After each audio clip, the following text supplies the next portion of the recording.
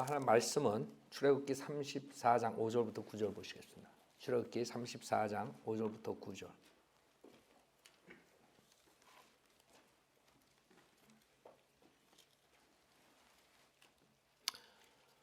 오늘 하나님 말씀 제목은 나의 가장 소중한 단어 은혜라는 제목으로 말씀드렸어요. 나의 가장 소중한 단어 은혜.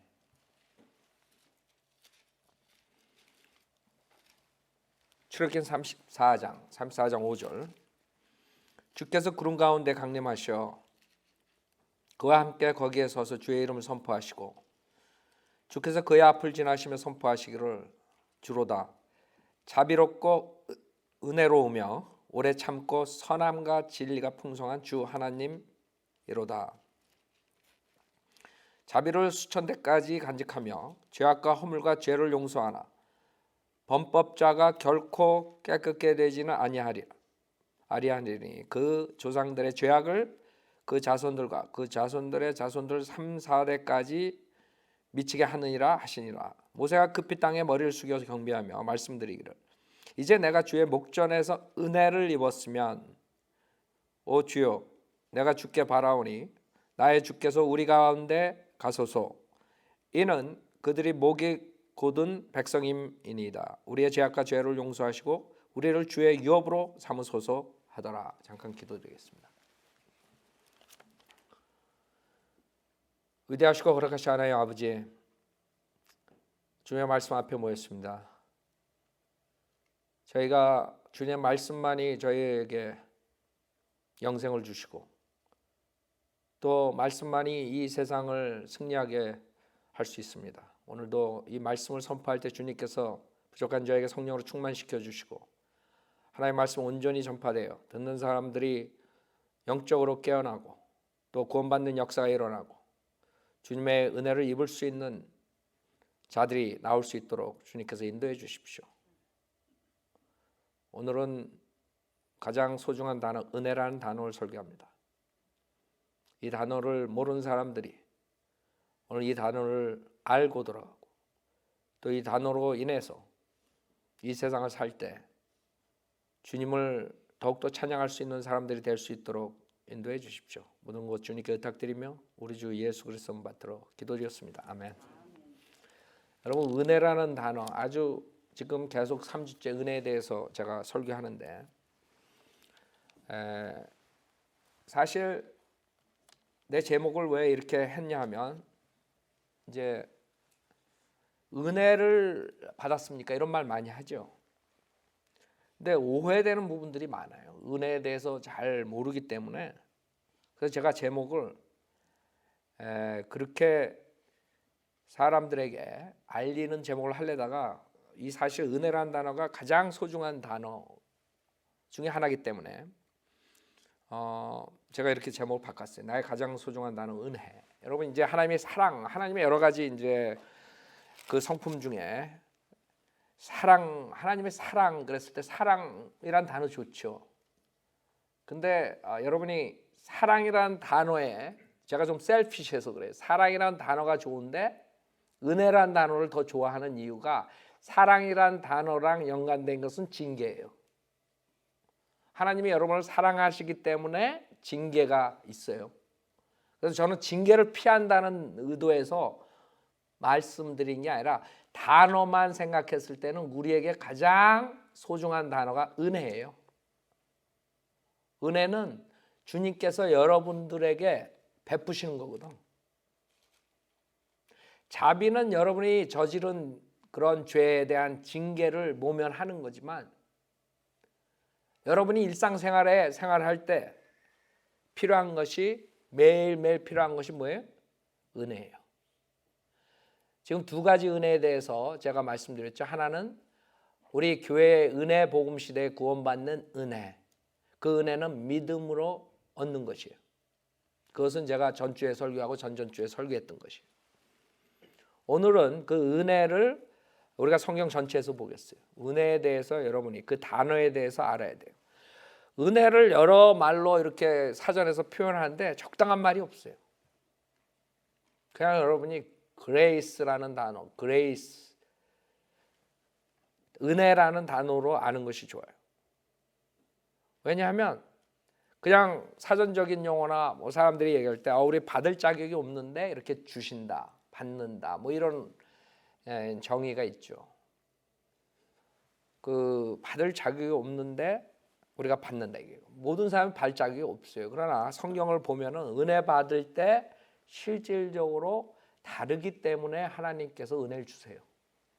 그래서 정확하게 그 사전의 의미랑 성경적 의미랑 동일하지 않기 때문에 우리가 그렇게 얘기는 하지만 저는 그냥 은혜를 말씀드리고 싶어요. 성경에 나오는 은혜, 누가 은혜를 입었는가? 여기서는 모세가 은혜를 입죠. 물론 모세도 받을 자격이 없어요. 그렇죠? 우리 죄인이라고 해다. 그러나 그중 죄인 중에 모세가 받은 것이에요. 그렇기 때문에 모세가 어떤 장점이 있기 때문에 받은 것이라고요. 그렇죠? 그래서 우리가 지금 은혜로 구원받는 거랑 지금 일상생활에 은혜를 얻는 거랑 구별을 해야 돼요. 우리가 은혜로 구원받는 것은 믿음으로, 믿는 자에게 하나님이 은혜로 영생을 주시죠. 그렇죠? 그래서 잘못 사용했을 때 사람들이 혼동이 오는데, 은혜란 단어가 만약에 세상에 없다면 얼마나 삭막하겠어요. 은혜가 없다고 생각해봐요. 그냥 사람들이 각자가 자기 일만 하고 남들을 상관 안 하고 그냥 자기만 하는 그런 세상이 돼버리면, 은혜로운 그런 사람이 없고 은혜로운 하나님의 손길이 없다면 이 세상 삭막할 거라고. 그렇죠? 그냥 자기가 자기 할 일 열심히 하고 다들 해요. 그러나 인간은 꼭 은혜가 필요할 때가 있어요. 자기가 암만 잘한다 그래도 막힐 때가 있다고. 인간의 힘으로 못할 때가 있다고요. 도움이 필요할 때가 있어요. 그냥 내가 다 해야 되겠다, 그래가지고 해결이 되는 게 아니죠. 인간은 모든 문제들이 일어나요. 가정에서 문제 일어나고, 부부간에 문제 일어나고, 직장에서 문제 일어나고, 사업하면서 문제 일어나고, 믿음 생활에서 문제, 모든 게 문제투성이라고. 거기서 해결하는 방법은 은혜를 입어야 돼요.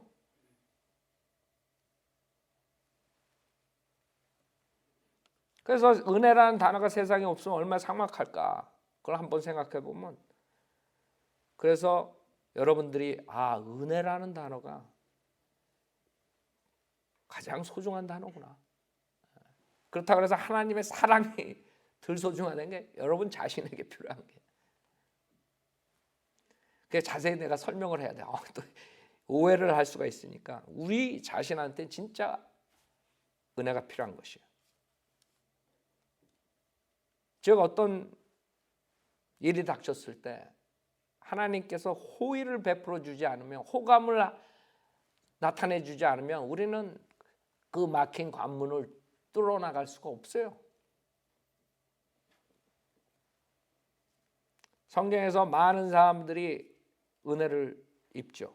여기선 지금 모세, 또 이스라엘 백성, 주님은 은혜로우시다. 그래서 저도 기도할 때 항상 은혜가 풍성하신 하나님, 이걸 많이 써요. 제가 왜 은혜라는 단어에 대해서 아니까. 은혜의 풍성함이 없으면 내가 하루도 살 수가 없는 것이에요. 근데 사람들은 이 은혜를 이단 교리들 때문에, 즉 칼빈주의 누룩, 은사주의 누룩, 캐토릭의 누룩으로 인해서 이 은혜의 그 용도가 달라졌어요. 그래서 사람들은 교회 나가면서 은혜 받으러 간다 그래요. 은혜는 교회 가서 받는 게 아니에요. 여러분 일상생활에서 실질적인 도움을 받는 것을 은혜를 말해요. 내가 여기 와가지고 여러분 무슨 물질적인, 무슨 실질적인 도움 받아가지고 가요? 여기 앉아있는데 하나님이 돈을 뚝 떨어져가지고 밥 살 거 줘요? 굶어 죽는데. 그래서 우리는 하나님 말씀 설교를 듣고 은혜 받으셨으면 그런 것보다 우리가 도전을 받았다 그러고 하나님 말씀으로 위안을 받았다 이런 식으로 얘기하지, 은혜 받았다 이거는 잘못된 그런 교리에서 나온 것이에요. 은사주의자들이 은혜 체험을 했다. 이 사람들은 여기 와가지고 있으면 뭐 하나님께서 무슨 이상한 체험을 주는 거, 이런 걸 생각해요. 자기네 딴에 뭐 영적 각성이니 영적 체험이니 하지만 그건 마귀의 체험을 주는 것이에요. 그래서 그 사람들은 말씀 들으러 가면 교회 나가면 은혜 받으러 간다 이렇게 얘기를 하는 거예요. 그런 누룩 때문에 어떤 능력이나 어떤 영적 치유나 뭐 예배 보면서 아니면 캐토릭처럼 미사에 참석하면 그런 은혜를 받고 무슨 영적인 무슨 뭐 도움 이런 이상한 병이 낫고 뭐 이런 걸 생각하기 때문에 그렇게 얘기를 한단 말이에요. 은혜 받았냐 말씀 들었냐가 아니라. 그러니까 한국 사람들은 말 자체부터가 이게 비성경적이란 말이에요. 그다음 칼빈주의자들이 말하는 은혜 받았냐는 뭐예요? 그거는 태초 전에 선택된 예정된 사람들이 저항할 수 없는 은혜를 받았냐, 그렇기 때문에 은혜 받았냐 이렇게 나오는 거죠. 우리가 지금 말하는 성경에서 나오는 그 은혜랑 전혀 상관없는 것이에요. 성경을 창세기부터 요한계시록 보면 그런 거는 하나도 안 나와요. 그러니까 한국에서 지금 말하는 은혜 받았냐 이거는 오해 소지가 있는 것이에요. 절대로 있을 수 없는 일이에요. 여러분이 은혜 받았다는 것은 성경에서 실질적으로 생활하면서 여러분이 일상생활에서 주님으로부터 호의를 받고 도움을 받고 문제를 해결받고 은덕을 받는 것을 은혜라 그러는 것이에요. 은혜 복음 그 외의 것은. 그래서 여러분이 하나님으로부터 그런 호의를 받고 호감을 받지 못하면 세상 사는데 어려움이 있을 수밖에 없는 것이에요. 그래서 은혜를 입어야 된다 이거죠. 그래서 여러분은 은혜를 입는 사람이 돼야 돼요. 그래야만 세상을 살기가 힘들어요. 제일 먼저 은혜에 대해서 나올 때 창세기 6장에 나와요. 창세기 6장 보세요.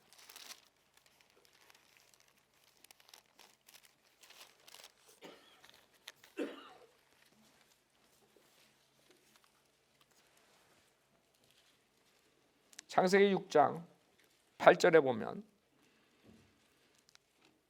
그러나 노아는 주의 눈에서 은혜를 찾았더라 그랬어요.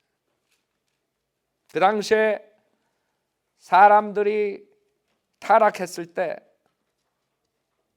하나님의 아들들이 사람의 딸들의 아름다운 것을 보고 결국에는 육체관계를 갖고 거인들을 낳고 괴물단지들이 나타나기 시작해요. 그렇기 때문에 여러분 고전 신화를 보잖아요. 모든 나라의 신화가 그런 괴물단지들이 나오는 것이에요. 실질적으로 있었던 사건이라고. 자, 그 자들을 거인이라 그랬어요. 그 당시에. 그래서 4절에 그 당시에 땅에는 거인들이 있었고 그 외에도 있었으니 즉 하나님의 아들들이 사람의 딸들에게 들어와서 그녀들이 그들에게 자식들을 낳았을 때며 그들은 옛날의 용사들로 유명한 사람들이 되더라. 그래서 모든 나라의 용사, 우리나라의 그 건국부터 다 이상한 거, 뭐 환웅이니 뭐 이런 모든 것들이 다 이상한 것들이 실질적으로 있었던 것이 변질돼 가지고 이렇게 나라에 나오는 거죠. 그 옛날에 용사들이란 말이에요. 유명해가지고 지금까지 내려오잖아요. 그런 신들이 많죠. 그래서 신화라 그러잖아요. 무슨 사랑의 신이니 무슨 신이니 무슨 신이니 무슨 신이니 질투의 신이니 엄청 많이 나오잖아요. 그래서 그 당시에 하나님의 아들들은 구약에서는 천사예요. 타락한 천사들이 결국에는 인간과 관계를 가짐으로써 괴물단지들이 등장하고 이 세상을 어렵게 됩니다. 그래서 하나님께서 물리칠 수밖에 없어요. 모든 것을 가축까지. 근데 그때 노아가 주의 눈에서 은혜를 입은 것이. 노아가 왜? 9절에 이것이 노아의 내력이라 노아는 의인이요 그랬다고요. 알아요? 그러니까 은혜를 거저받았다 일리는 있지만 자격이 없는데 받았다. 그러지만 성경의 은혜라는 단어를 보면 꼭 호감을 받는 사람들이 있어요. 호의를, 은덕을 받는 사람들이 있어요. 여기서 노아의 케이스는 그 당시에 다 타락했는데 노아는 의인이었다 이거예요. 그래서 은혜를 받은 것이에요. 노아는 의인이요 그 당대에 완전한 사람이어서 하나님과 동행하였더라. 그래서 노아의 가족들만 살아남죠. 하나님께서 물로 이 세상을 심판하신, 이 세상은 이제 불로 심판할 때까지는 물로 심판 안 하신다고 약속했죠. 그래서 무지개를 주셨죠, 약속의 언약으로. 그러나 이제 불로 심판하신다고, 재림 때. 자, 그 다음에 천년왕국 다음에 완전히 불로 사르죠.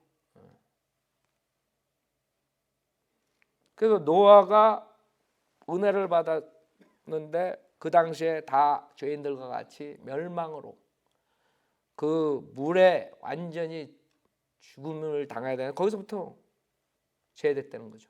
그게 은혜예요. 실질적인 물리적인 생명으로부터, 죽음으로부터 사는 것을 말하는 것이에요. 그게 은혜라고요. 은사주의자들이 뭐 오늘 은혜 많이 받았습니다, 이런 게 아니라고. 그 다음에 창세기 32장을 보세요. 창세기 32장. 여러분도 이런 은혜를 입어야 돼요. 그러지 않으면 세상이 망할 때, 세상이 다 당할 때 여러분 어떻게 되겠어요? 창세기 32장. 자, 32장 4절 5절을 보면 그들에게 명하여 말하기를 너희는 내 주 에서에게 이같이 구할 것이니 당신의 종 야곱이 이같이 말하기를 내가 라반과 더불어 기거하며 거기에서 지금까지 머물렀나이다. 내게는 소들과 나귀들과 양떼들과 남종들과 여종들이 있는데 보내어 내 주께 전하고 내 주의 목전에서 은총 받기를 바라나이다 하더이다 하라. 이게 은혜예요. 그레이스. 오케이? 자, 주의, 여기 주가 누구예요? 소문자죠. 여기서 에서를 말하는 게 자기 형 에서. 에서로부터 도망갔다가 에서로부터 그 목숨을 건지기 위해서 지금 얘기하는 거거든요. 여기서 은혜를 입는다는 것은 실질적인 목숨을, 간당간당한 목숨을 건진다는 것이에요. 그래서 호의를 받고 싶은 거예요. 자기 형한테 자기의 죄를 용서받고 싶은 그런 아이디어.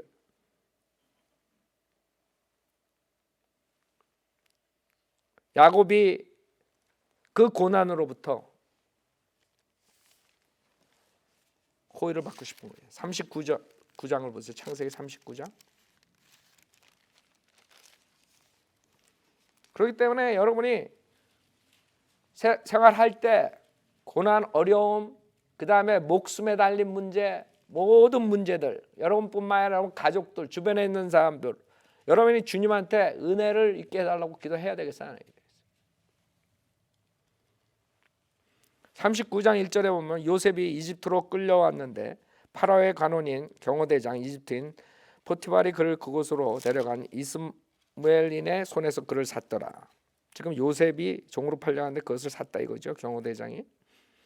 주께서 요셉과 함께 하였으며 그가 형통한 사람으로 그의 주인 이집트인의 집에 있었으니 그의 주인은 주께서 요셉과 함께 하심을 보았고 또 주께서 그가 하는 모든 일을 그의 손안에서 번성케 하신 것을 보았더라. 요셉이 그의 목전에서 은혜를 얻어 그를 섬기니 그가 요셉을 그의 집을 관리하는 관리인으로 세워 그가 소유한 모든 것을 그의 손에 맡기니. 종으로 그 형제들이 팔아버렸는데 오히려 지금 은혜를 입어가지고 관리인으로 세움을 받은 것이에요. 여러분이 고난을 요셉처럼 받고 있을 때 누군가의 호의로 인해서 그 구렁텅이에서 나와가지고 오히려 그 사회에서 리더가 되는, 그 사회에서 위로 올라가는, 높임을 받는 그런 사건이 일어날 수 있는 것이에요. 왜? 은혜를 받으면. 물론 그 뒤에는 하나님의 손길이 있는 거죠. 하나님께서 호의를 베풀어 주시고 그 호의를 본 주인이 요셉에게 은혜를 베푸는 거예요. 은혜를 주는 거죠. 자, 그래서 이 요셉이 그런 처절한 종으로 팔려가는 그 배신을 당하고 자기의 형제들에게 배신당하고 간신히 죽음을 면하고 그 외국에 종으로 팔려갔는데 오히려 그 은혜를 입어가지고 관리인으로 그 집을 관리하는 관리인으로 우뚝 서게 된 것이에요. 그것이 은혜를 입은 것이에요. 그러니까 은혜라는 단어가 그냥 은혜 많이 받았어 이게 아니라고. 그런 생각 싹 버리라고. 이제 교회 가면서 은혜 많이 받고 오세요. 여러분이 실질적으로 생활하면서 구렁텅이에 빠졌을 때 어떤 사람이 호의를 베풀어줘서 여러분이 오히려 탑으로 되는 것을 말하는 것이에요. 생각해봐요. 그런 일들이 일어나지 않는다면 어떻게 되겠어요? 재판강기 6장 보세요. 재판강기 6장. 그래서 성경은 지속적으로 그 은혜를 입는 사람들이 나와요.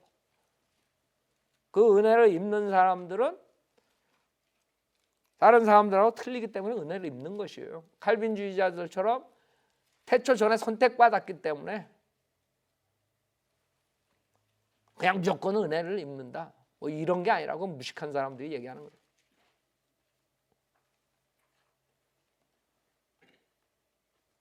아니 왜 하나님께서 왜 차별을 해? 에? 그냥 태초 전에 어떤 사람을 선택해서 영생 주고 어떤 사람 지옥 보내고 왜 그렇게 하죠? 그게 칼빈주의의 모순이라고요. 하나님께서 절대 그러지 않죠. 왜 그렇게 하세요? 아무 이유 없이 어떤 사람은 지옥 보내고 어떤 사람은 하늘나라 보내고 그래요?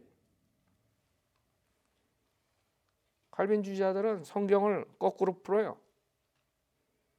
재판기 6장 17절에 기드온이 주께 말씀드리기를 이제 내가 주의 목전에 은혜를 얻었으면 주께서 나와 말씀하시고 계시다는 한 표적을 내게 보여주소서 그랬어요. 지금 이스라엘 백성이 주님의 말씀을 안 듣고 불복종하기 때문에 미디안의 손에다가 넘겨요. 그때 이제 울고불고 하니까 주님께서 재판관으로 기드온을 뽑아요. 선택한단 말이에요. 그래서 기드온을 뽑는데 지금 기드온이 그 표적을 보여달라는 거죠. 은혜를 얻었으면 그래요. 그러니까 기드온이 재판관이 되는 것이죠. 즉 하나님의 사역을 할 때 도구로 쓸 때 하나님께서 은혜를 주신다 이거예요. 예배소서 보면 하나님께서 은혜를 주시고 올라가셨다 그래요. 그 은혜를 주신 것이 그 다음에 교회 직분을 주시고 떠나시죠. 마찬가지예요. 신약에서도. 그게 은혜라고요. 실질적인 거예요.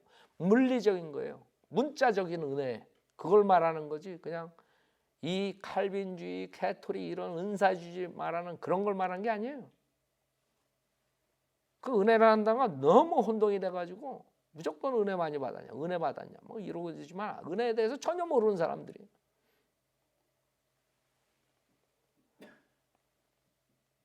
룻기 2장 2절을 보면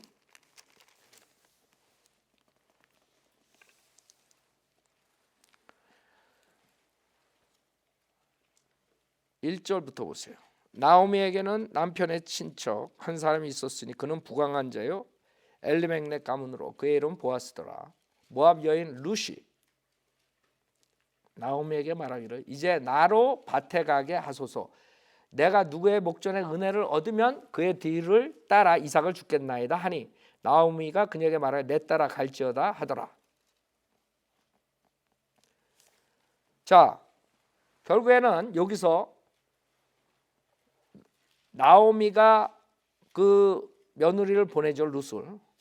룻이 가가지고 있었던 데가 보아스의 추수꾼들한테 가는 거예요. 보아스, 그 주인이 보아스예요.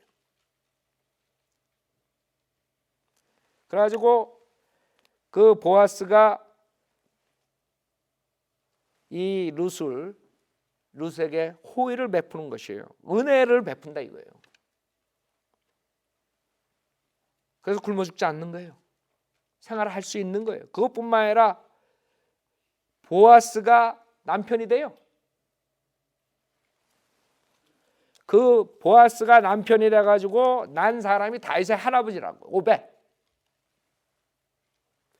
엄청난 축복을 받는 사건이 룻이 그런 은혜를 보아스로부터 받게 되는 것이. 그게 실질적인 은혜예요. 우린 그걸 말하는 거지. 여러분이 은혜라는 단어를 이제 어떻게 생각해야 돼요? 여러분이 살고 죽느냐예요. 우리는 지금 은혜 복음을 받은 사람들이에요. 그래서 영생을 얻었지만 영생을 어쩌 이 세상에 사는 데는 살고 죽고 어려운 문제들로서 망가지고 엄청난 일들이 생길 수 있는 것이에요. 이 은혜가 얼마나 소중한다는 줄 알아요?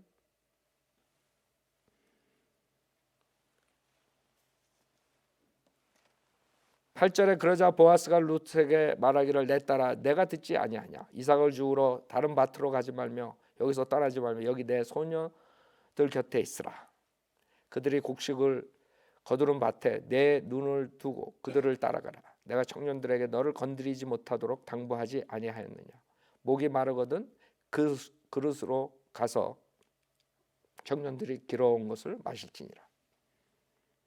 그러자 룻이 땅에 엎드려 절하고 그에게 말하기를 나는 타국인인데도 어찌하여 내가 당신 눈에 은혜를 얻으며 당신께서 나를 알아주시나이까. 그렇죠? 타국인인데 내가 유대인도 아닌데 내가 어떻게 은혜를 얻었냐. 은혜를 얻었어요. 그것뿐만 아니라 와이프가 돼요. 알아요? 그 다음에 예수 그리스도를 낳는 그 줄기가 되는 것이에요. 그런 축복을 룻이 받았단 말이에요. 우린 그런 실질적인 은혜를 말하는 것이에요. 사무엘상 1장 18절 보세요. 제가 오늘 설교는 은혜에 대한 단어를 다시 한번 생각하라 이거예요. 많은 사람들이 은혜를 말로만 은혜 하면서 뭐가 정작 은혜인지 잘 몰라요. 실질적인 물리적인 은혜를 말하는 거예요. 사무엘상 1장 18절에 그녀가 말하길 당신의 여종이 당신 눈에 은혜를 얻게 하소서 하고 그녀가 가서 먹으니 그녀의 얼굴에 더 이상 수심이 없더라. 즉 제사장 엘리가 17절에 뭐라 그러냐면 이제 한나가 서원을 하죠. 주님 앞에 아이에 대해서 사무엘을 낳죠. 결국엔 이 서원으로 인해 가지고 그것을 얘기하는 거예요. 은혜를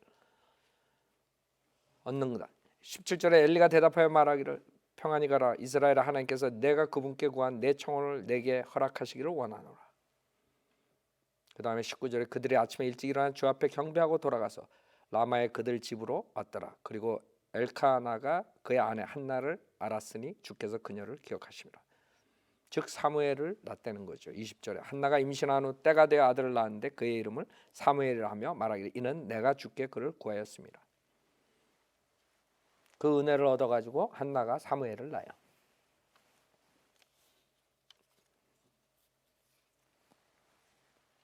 사무엘상 27장 5절 보세요.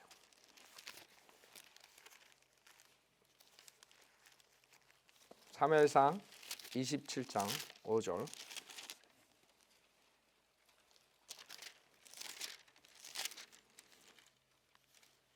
다윗이 필리스타로 피했을 때 사울에 쫓기고 엄청나게 목숨이 달린 것이에요. 5절에 보면 그때 다윗이 아키스에게 말하기를 이제 내가 당신 눈에 은혜를 얻었다면 그러죠. 은혜를 얻었다면 이 나라의 어떤 고을 중 한 장소를 내게 주어 나로 그곳에 거하게 하소서. 어찌 당신의 종이 당신과 함께 왕의 성읍에 거하리이까 하자 그 나라 아키스가 시클락을 그에게 주니 시클락이 오늘까지 유다 왕에게 속하였더라. 다윗이 필리스타인들의 땅에 거한 기간은 1년 4개월이었더라. 그래서 그 적군 속에서도 다윗이 은혜를 얻어가지고 그 시클락에서 사는 거예요. 생각해 보세요. 여러분이 적들이 다 포위하고 있는데 목숨이 달렸는데 거기서도 그 와중에서도 은혜를 얻으면 여러분이 사는 거예요. 그것도 잘 사는 거예요. 그게 은혜예요. 에스더 2장 17절 보세요. 제가 다 성경에 나오는 은혜를 다 할 수 없을 시간상, 그러나 중요한 것들은 다 커버하는 거예요.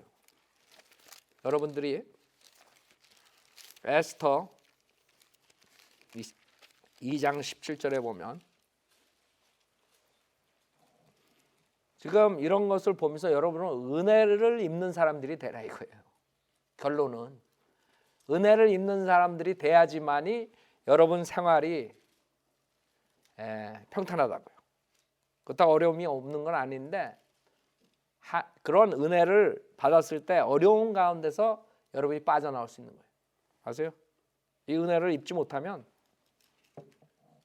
여러분이 어려운 가운데 적군 속에 있을 때 그냥 끝나는 것이에요.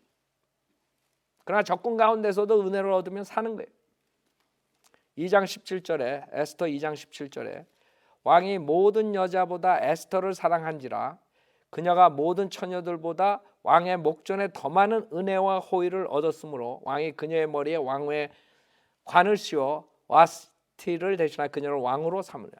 에스터가 그 외국 그 왕의 왕후가 되는 것이에요. 은혜를 얻어서. 여러분이 이걸로 인해서 모두께 해만이 나오죠. 해만이 전 유대인을 죽이려고 그럴 때 에스터를 써가지고 결국엔 살리지 않은 그 민족 자체를 살려버리는 거예요. 그런 위대한 일을 하는 에스터가 된단 말이에요. 왜? 그 이방인의 왕의 은혜를 얻었기 때문에, 입었기 때문에. 예?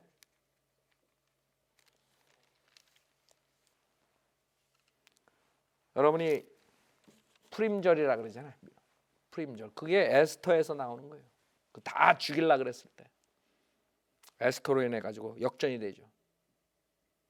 그 민족이 사는 거예요.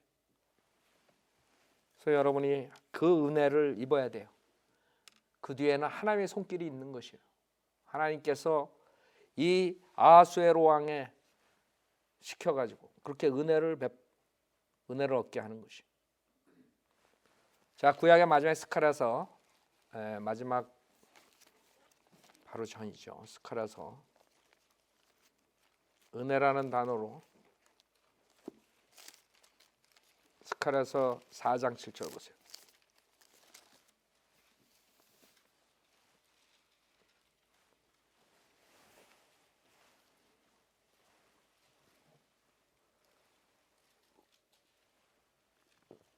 사장 7절 오 큰 산아 내가 누구냐 너는 수룹바벨 앞에서 평지가 되리라. 그가 큰 소리와 함께 머릿돌을 내어 놓으리니 부르짖기를 은혜가 그것에 있을지어다 하리라 그랬어요.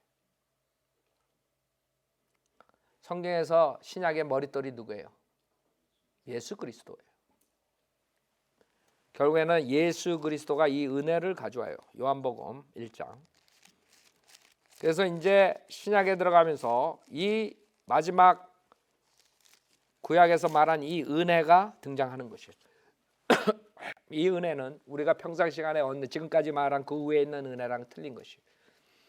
이 은혜는 즉각 믿음으로 여러분이 영생을 얻는 예수 그리스도의 사역을 통해서 영생을 얻는 것을 말하는 것이에요.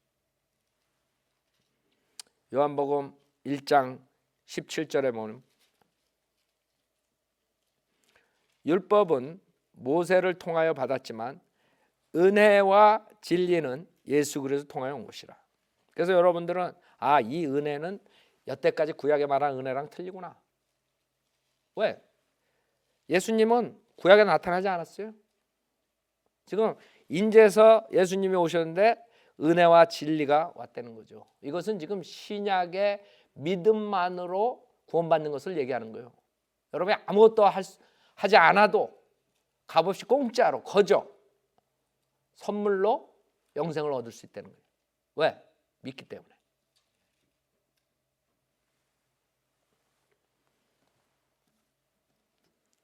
그것을 로마서 11장에서는 은혜의 선택하심이라 그래요. 로마서 11장. 많은 사람이 일렉션이라는 단어 나오면 칼빈을 생각하고 그 선택을 받았다, 태초전에 선택받았다 이런 식으로 그 착각을 하는데 하나님께서는 선택을 해요.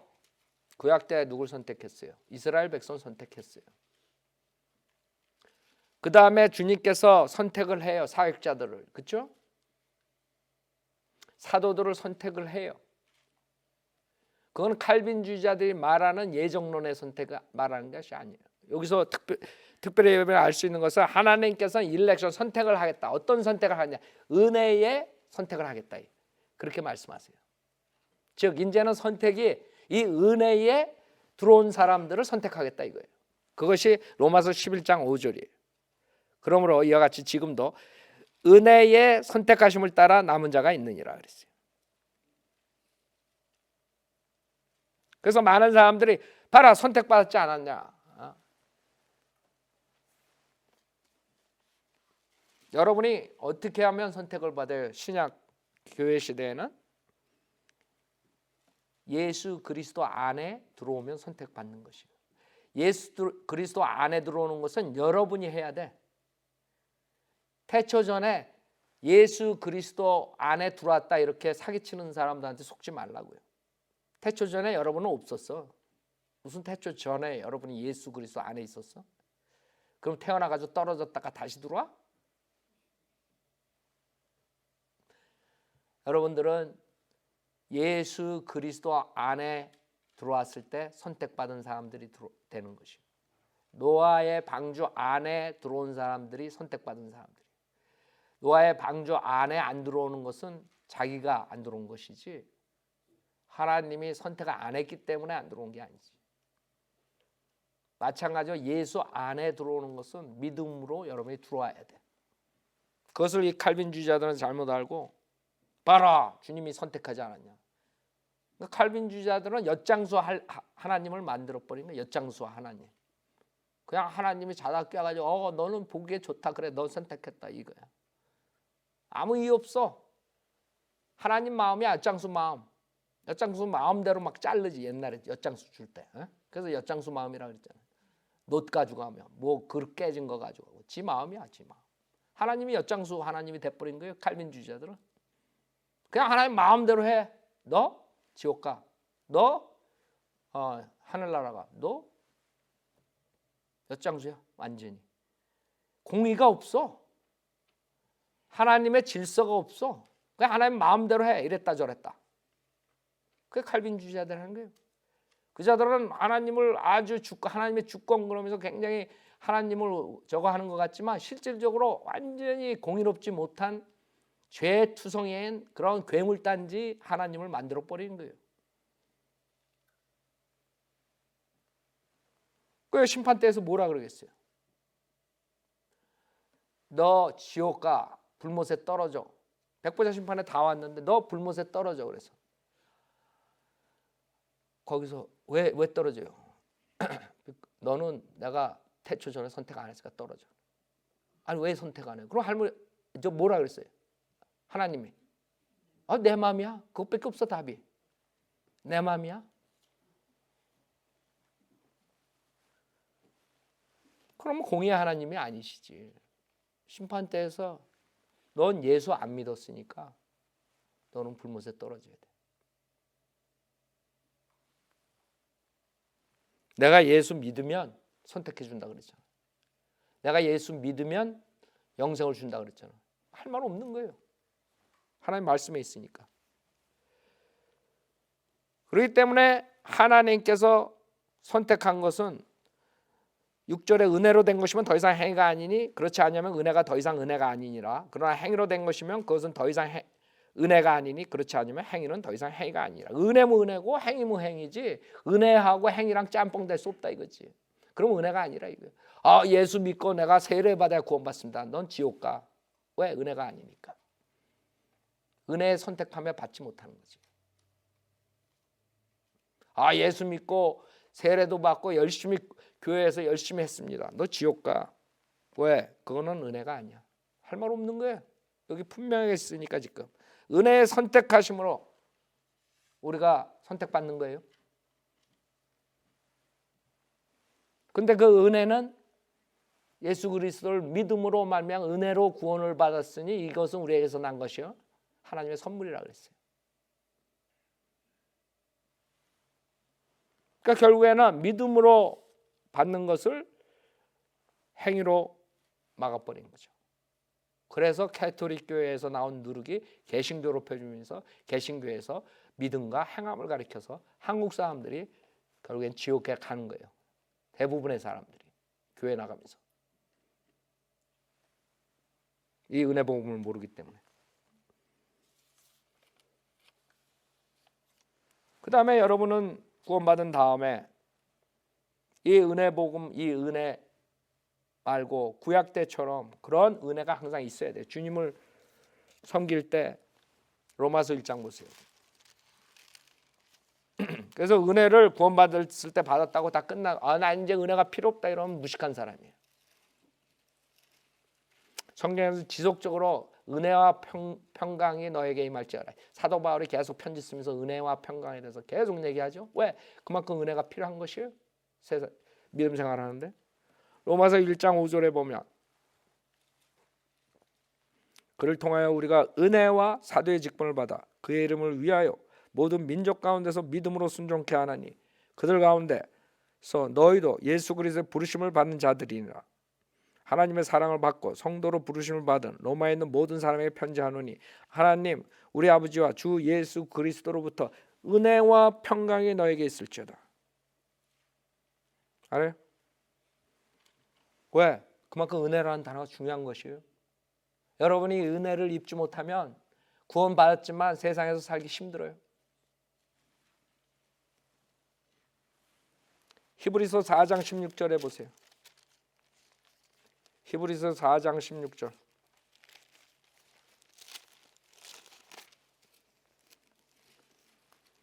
히브리서 4장 16절. 그러므로 우리가 은혜의 보좌로 담대히 나아가자. 이는 우리가 자비를 얻고 필요한 때 도우시는 은혜를 발견하기 위함이다.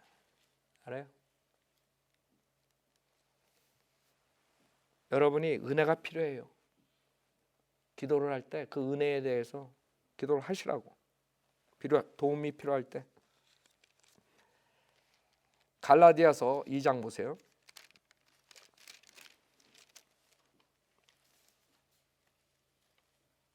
갈라디아서 2장 9절에 보면 사도 바울이 하나님께서 자기의 은혜를 주셨다 그래요. 그 은혜는 구원받는 그런 은혜 복음 말하는 게 아니에요. 특별한 은혜를 주셨어요. 사도 바울의 사역의 은혜라고 해요. 사역할 때 그 은혜를 받았기 때문에 사도 바울이 다른 사도들하고 틀린 것이에요. 사도 바울을 통해서 우리가 하나님의 그 교회에 대한 신비를 다 알게 됐잖아요. 바울 서신을 통해서 그 은혜를 말하는 것이 특별한 은혜, 그 사역의 은혜. 갈라디아서 2장 9절에 기둥같이 여기는 야고보와 게바와 요한도 내게 주신 은혜를 알고서 사도 바울에게 준 은혜가 특별한 은혜가 있었다 이거예요. 그 당시에 야고보, 게바, 베드로죠, 요한 이 셋은 그 예루살렘 교회 초대교회 처음 교회에 중추적인 역할을 했던 사람들이에요. 그 사람들이 알아차렸다 이거예요. 사도 바울이 받은 은혜를. 내게 주신 은혜를 알고서 나와 바나바에게 친교의 악수를 하였으니 이는 우리가 이방인들에게로 가고 그들은 할례자들에게로 감이라 그랬어요.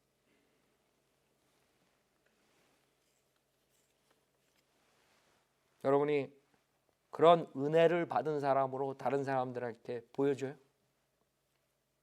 아니면 삭막한 사람으로 보여줘요?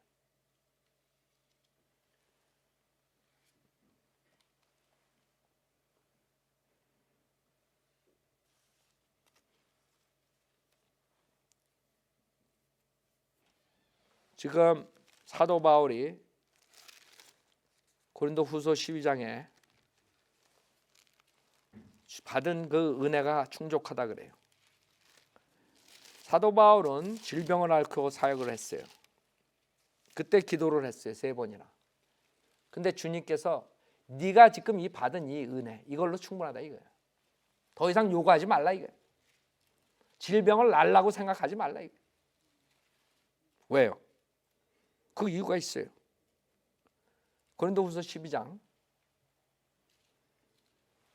7절부터 보면 지극히 위대한 계시들의 풍성함으로 인하여 내가 자고하지 않도록 육체의 한 가시 즉 사탄의 사자를 내게 주셨으니 그가 나를 쳐서 자고하지 못하게 하려 함이라. 이를 위하여 3번이나 그것을 내게서 제거해 달라고 주께 간구하였는데 주께서 내게 말씀하시기를 내 은혜가 내게 충분하도다. 이는 내 능력이 약한 데서 온전하게 됨이라고 하셨느니라. 그러므로 내가 매우 기쁘게 나의 약한 것들을 자랑하리니 이는 그리스도의 능력이 내게 거하게 하려 함이라. 그러므로 내가 그리스도를 위하여 약한 것들과 모욕과 궁핍과 박해와 공경을 기뻐하노니 이는 내가 약할 때 곧 내가 강하기 때문이라. 여러분이 필요할 때 은혜를 달라 그래요. 주님께서 내가 준 은혜가 충분하다. 그러면 은사주의자처럼 때를 부리지 말라고. 아 주세요 주세요 주세요. 나 그거 없으면 못 살아요. 이러지 말라고. 사도 바울은 왜 안 주시는가 알았어요. 더 이상 그걸로 충분하다 이게. 왜? 몸이 약할 때 하나님의 파워가 퍼펙트가 된다 이거예요. 여러분이 약할 때 하나님을 더 의지하게 되고 하나님의 영광이 거기서 드러나는 거예요. 하나님의 파워가 거기서 나오는 것이에요. 사도 바울의 사역의 파워는 거기서 나온 거예요. 평생은 질병을 가지고 사탄의 육체의 가시를 가지고 살았다.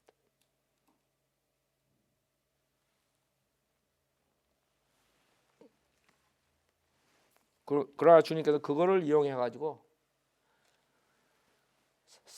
바울을 겸손하게 만들고 하나님만 의지하고 사역을 하면서 얼마나 힘들었겠어요. 질병을 가지고 계속 그 당시에 한 곳에 있는 것이 아니라 선교사니까 미셔너리니까 계속 가야 되잖아. 그럼 매일 일어나면 누구부터 의지하겠어요? 그래서 파워가 나오는 거예요. 왜? 하나님의 능력이 약한 데서 퍼펙트하게 된다. 사도 바울이 약할 때 하나님의 능력이 퍼펙트가 되는 거죠. 여러분 하나님의 능력이 퍼펙트가 되면 어떻게 되는 줄 알아요? 그 동네가? 그래서 주님께서 주시는 것이에요. 그래서 주님께서는 마지막으로 은혜를 소유하라 그래요. 은혜로 여러분이 주님을 섬기기를 원하세요. 몇 가지만 보겠어요. 골로새서 3장 16절 빨리 제가 나가겠어요. 시간상.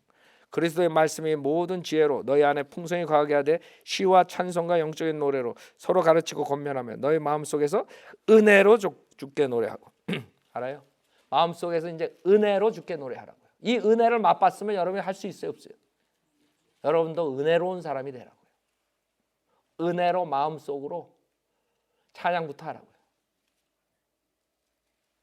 은혜만 받지 말고 여러분이 은혜로운 사람이 돼가지고 여러분도 남한테 호의를 베풀라고요. 우선 하나님께 마음으로 찬양을 드리라고요. 은혜를 가지고. 히브리서 13장 9절에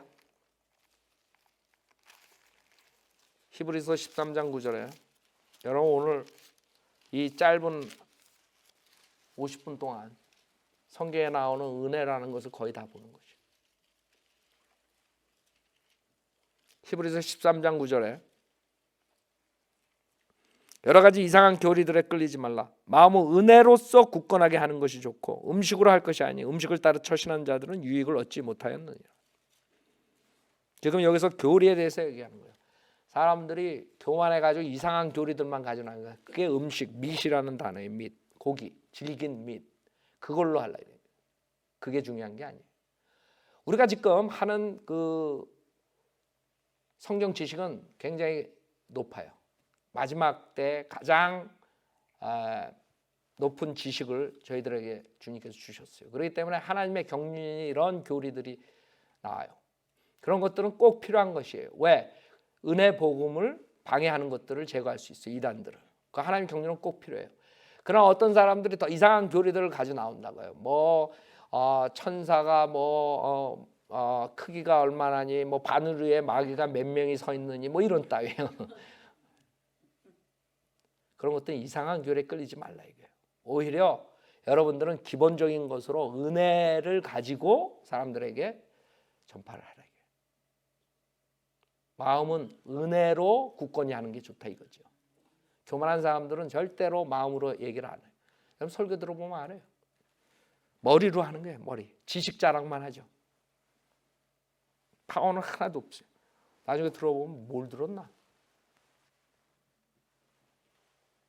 그 다음에 12장 28절 보세요. 히브리서 그 위에 바로. 그러므로 우리가 흔들릴 수 없는 왕국을 받으리니 뭐예요? 은혜를 소유하자 그랬어요. 은혜를 소유하자. 알아요? 우리가 이 은혜로서 하나님을 기쁘게 섬기되 경외함과 경건한 두려움으로 할지니 우리 하나님은 소멸케 하시는 분이시며. 여러분이 은혜로서 하나님을 섬겨야 돼요. 여러분의 열정이 어디서 나와야 돼요? 이 하세에 있는 은혜로운 하세에서 나와야 된다 이거지. 누구나 열정을 낼 수 있어요. 그럼 어떤 사람들은 자기가 잘난 척하기 위해서 열정을 낼 수 있고, 어떤 사람들은 남들한테 지지 않으려고 열정을 낼 수 있고, 사역에 참여할 수 있어요. 하나님께 그걸 원하시는 게 아니에요. 이 하세에 있는 은혜로운 마음으로 주님을 섬기고 열정을 내라 이거죠. 그렇죠? 열매가 틀려요. 그러면 이 은혜를 어떻게 얻느냐? 지금 복음의 은혜 말하는 게, 복음의 은혜는 믿음으로 하죠. 일반적인 은혜에 대해서 성경에 두 군데 말씀하세요. 세 군데인데 신약하고 구약 다 나오는데, 우선 잠언서 22장 보세요. 잠언서 22장 11절.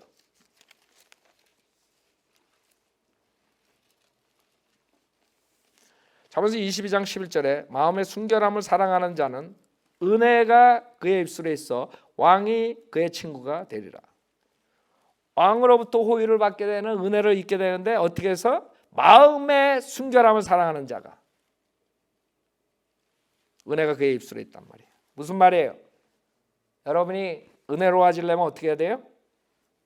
은혜를 입으려면 마음의 순결함을 사랑해야 돼요. 왜 성현대로 믿는 교회가 번성하지 못하고 왜 성현대로 믿는 목회자들이 안 나오는가? 이 세상에 수은 거짓 목사들만 나오고 자기 배를 채우는 목사들만 나오냐? 마음의 순결함을 사랑하지 않기 때문에 그래요. 마음을 순결함을 사랑하면 하나님의 말씀이 36,000군데가 변개되는데 캐톨릭 성경을 가지고 바른 성경을 이단이라 그럴 수가 없어요. 마음이 순결하지 않기 때문에 자기 사역을 망가뜨리지 않기 위해서 자기가 그동안 쌓은 공로, 사람들에서 자기가 받는 헌금 이런 모든 것들 그걸로 인해 가지고 과감하게 그래 카톨릭 성경 잘못된 거다. 킹제임스 성경에 받아 이렇게 말을 못하는 것이에요. 그래 은혜 복음이 맞다. 행위구원은 아니다. 말을 못하는 것이에요. 마음의 순결함을 사랑하는 자가 아니기 때문에. 그러니까 여러분들은 실질적으로 모든 이단, 사이비, 모든 종교들의 특징이 뭐예요? 행위구원이에요. 그 자들은 예수만 믿으면 그 자리에서 구원받고 선물로 영생 얻는다. 절대 말 안 한다고요. 그 자들은 예수 믿고 그 다음에 자기 말 복종해야 되고 교주들, 신천지는 신천지 이만희 말을 따라야지 영생을 얻는 거야. 박태선도 그랬지. 다 그래요. 다. 여러분 간단해. 어떤 게 사이비 종교인가? 행위구원 전파하는 자들이 다 사이비 종교야. 교주서부터 다 행위구원 한다고. 왜? 사람들을 묶기 위해서. 행위구원 가르쳐야지 사람들 꼼짝 못하지. 교회의 종이 되지. 그거 분별력 없어요? 그렇게 분별할 수가 없어요? 잠언서 3장. 그 다음에 두 번째 마음의 순결함. 두 번째는 잠언서 3장 34절. 진실로 34절 진실로 그는 조롱한 자를 조롱하시나 겸손한 자에게는 뭐예요? 은혜를 베푸시나. 그래서 여러분이 은혜 복음 그 은혜를 말하는 게 아니에요. 은혜 복음은 믿음으로 얻는 거죠. 그 외에 여러분이 구원받고 난 다음에 믿음 생활하면서 세상에 살 때 은혜가 필요하죠. 그러면 첫째 마음의 순결함을 사랑해야 돼요. 둘째, 겸손해야 돼요. 이 두 가지가 키예요. 그러지 않은 사람들은 은혜를 얻을 수 없어요. 그래서 내가 은혜라는 단어를 보통 우리가 얘기할 때 받을 자격이 없는데 하나님께서 무조건 주신다. 이거보다 그냥 은혜로 얘기하고 성경으로 풀어준 것이에요. 성경에서 나오는 은혜들은 다 그 사람들이 어떻게 하느냐에 따라서 하나님의 은혜를 받아요. 지금 우리가 받아야 되는 것은 하나님의 은혜는 여러분의 마음이 순결해야 돼요. 마음의 순결함을 사랑하고 겸손해야지 하나님께서 은혜를 주세요. 아셨죠? 이걸로 마치겠어요.